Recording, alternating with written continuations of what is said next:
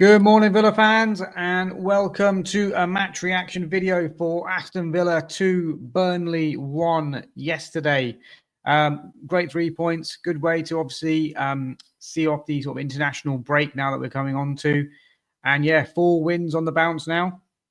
And Villa looking to get back into the groove, and definitely are. So yeah, a great result yesterday. Let's talk about it. Let's also talk about Donny Malen and what he was doing yesterday. So obviously scoring 2 goals, and how maybe this new kind of role might just be a game changer for him, because he looked really, really sharp, really good, playing more kind of tucked in centrally, kind of alongside Ollie Watkins. His goals that he scored kind of gave me Moussa Diaby kind of vibes, and going back a bit further, sort of Gabby and type vibes, especially the first one. So it could mean, hopefully, a role for Marlon where we're going to see the best of him, because I don't think he's an out-and-out winger. But this one where he can play tucked in, it probably won't be for every single game, but for games against the likes of Burnley, absolutely, why not? And, we definitely saw probably the best performance of Donny Malen yesterday, is what I would say. Also want to give massive praise to Bogarde as well, and how much he has progressed and become a very important player, and probably alongside John McGinn and Buendia has been the shining light in this kind of revival for Aston Villa in the last 4 games. He's been absolutely superb. So I'll come on to him in a moment as well. But yeah, just winding it back, obviously team lineup wise, team news broke and we saw a recall for sort of Emi Martinez back in goal, even though Marco Bizzo was man of the match against Feyenoord.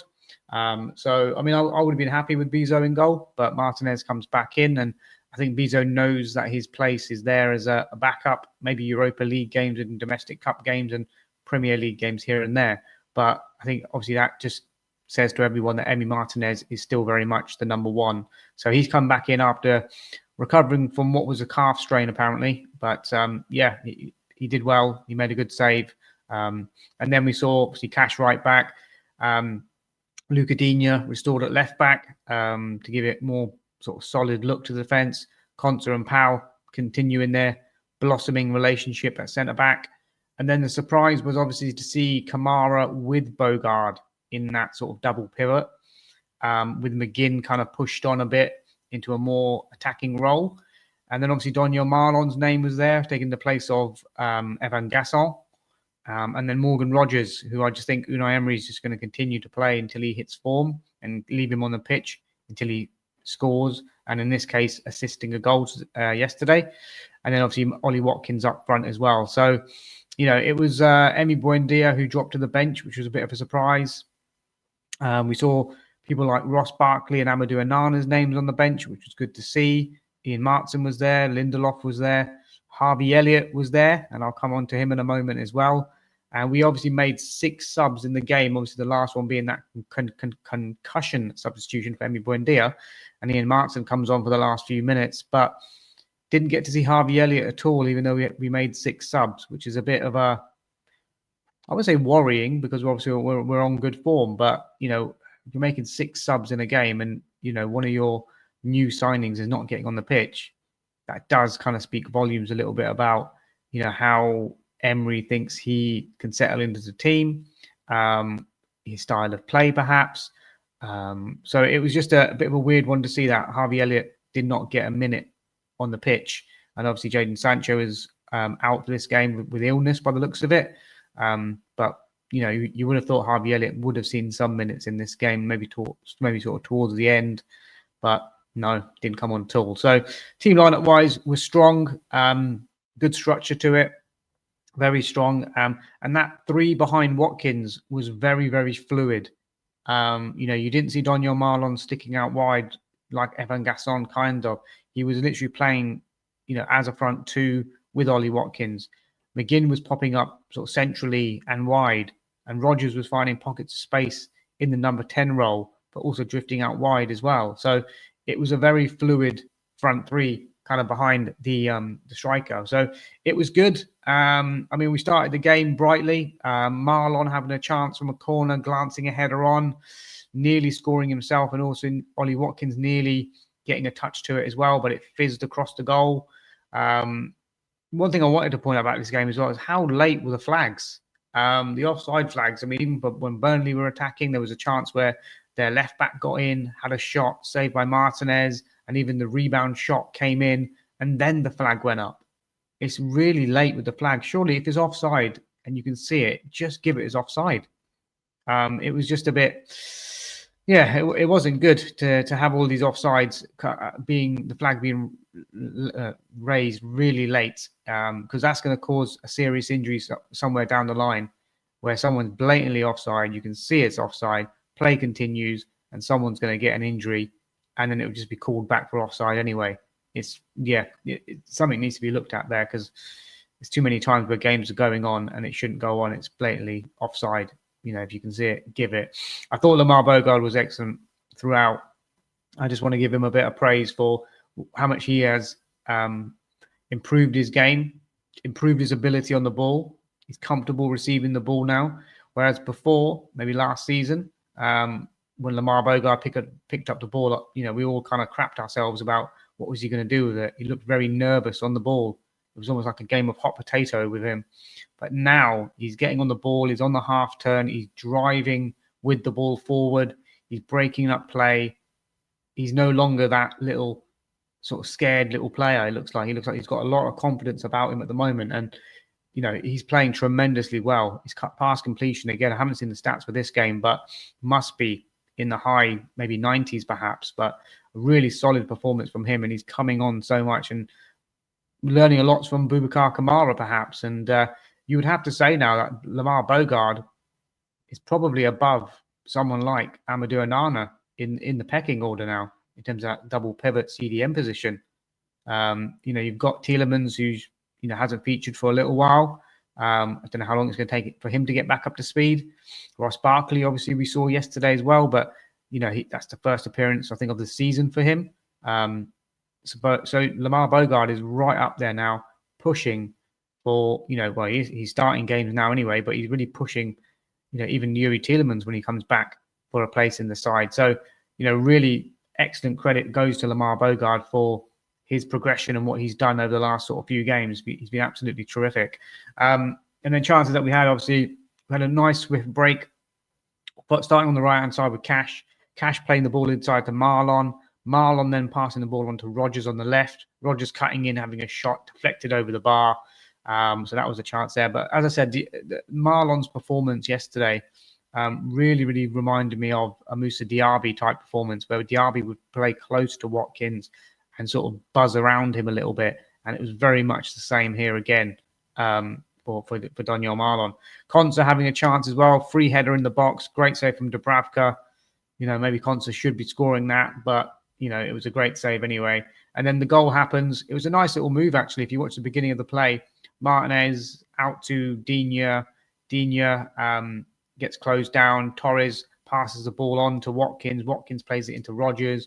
Rodgers nips it into Kamara, and then Kamara opens up his body and feeds this lovely, delightful kind of low through ball through the space of the Burnley defence, but Marlon runs it onto, and it very much reminded me of Gabby and Gabby running towards goal, a little bit at an angle, being pursued by the defender, and then a sliding kind of finish into the far corner from Donny Marlon. Really good finish from him. 1-0. Confidence is up. Really good build-up play. And yeah, just a really good team goal, I would say. Emi Martinez called into action to deny Josh Cullen with a low save late in the second half. And then Watkins had a chance really towards the end of the first half when he sort of had a spin and a shot from inside the box, which went, I think, just over the bar. So half-time, 1-0 up. We're looking good. Burnley looking a little bit dangerous on the counter-attack, but Villa, with Donny Marlon's pace as well, always causing a problem. In the second half, again, Bogarde superb for me in the second half too. But the Watkins and Marlon link-up looked pretty well as well. And I think Bogarde plays the ball into Marlon. Marlon plays a lovely smart 1-2 with Watkins. Tries to get a shot away. It's blocked. It falls for Morgan Rodgers. And then I think it takes a deflection, goes out for the corner.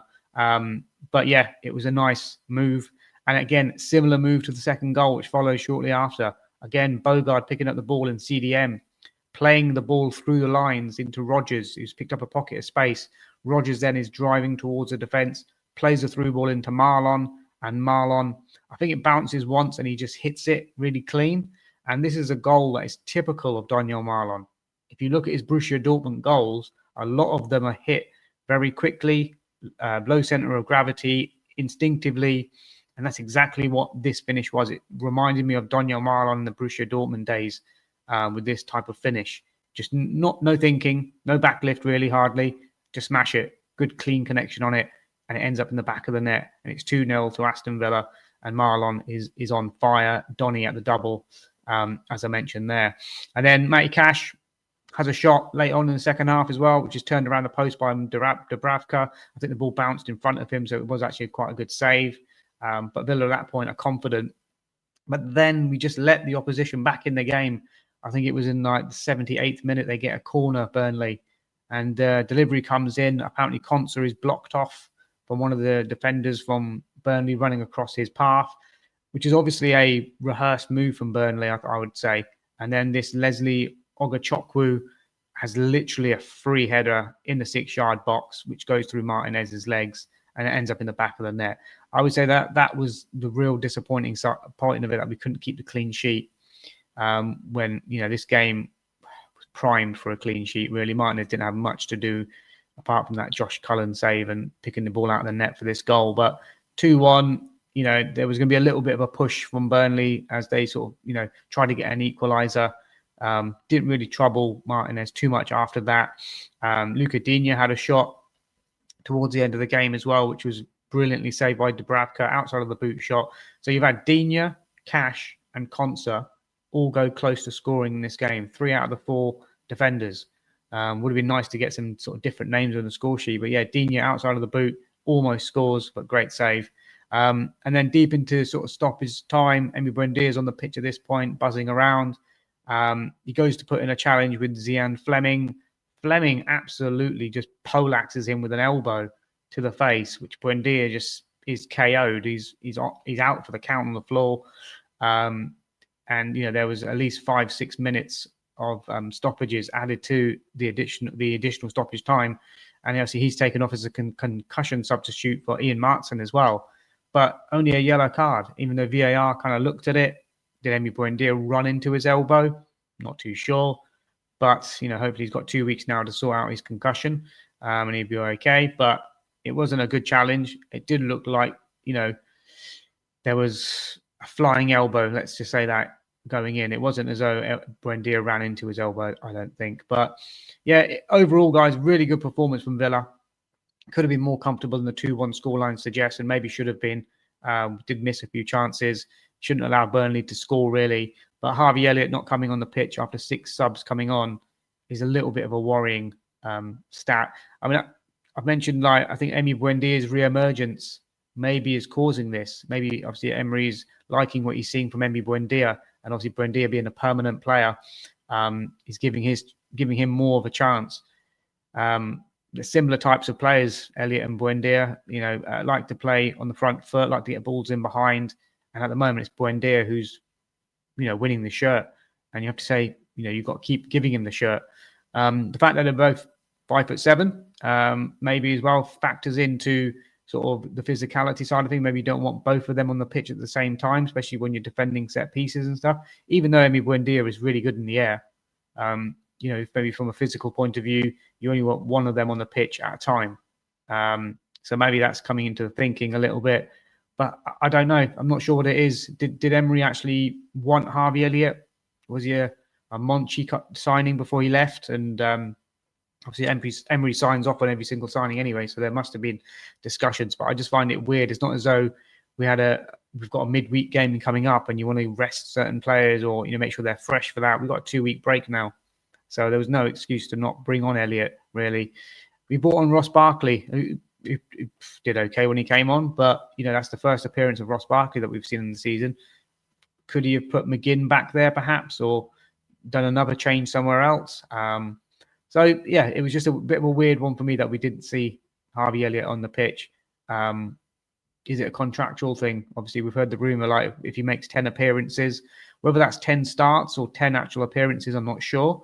Then the transfer gets made permanent. So is that something that's on Emery's mind? Do we has he seen enough from Elliott to justify spending, 30, 35 million on a permanent fee, considering obviously the PSR, all that sort of stuff that's going on at the moment as well. So it'd be interesting to see how he gets on after the international break and how much he gets utilised. Obviously, we've got tough run of fixtures coming up. We'll have more back-to-back games in sort of Premier League and Europa League, and then the FA Cup comes in January as well. So it'd be interesting to see how much Harvey Elliott gets utilised in those games. But looking forward to seeing him play. Obviously, Jadon Sancho as well, to get some more minutes. But I think he's trusting the permanent signings, the Gassons, the Buendias, more. It looks like Donny and Malen as well, more than the loan signings perhaps. But anyway, guys, I'm going to leave it there. Let me know your thoughts. Please do like, subscribe to the channel. And during the during the international break, I will do a couple of videos as well. I've got to think of topics to talk about, because obviously match previews aren't going to be there and transfer windows now shut. So yeah, it's going to be interesting to sort of come up with different topics that I can discuss. But I'm sure there will be news, maybe international roundups, things like that. We've got a few players that are going away with their international countries, so we'll keep an eye on how they're getting on. And yeah, do subscribe to the channel, guys. We're driving it up now. I want to get to 500 as soon as possible, and I'll be back at you with match reactions and video content over the international period as well. Until then, enjoy your day. Bye for now.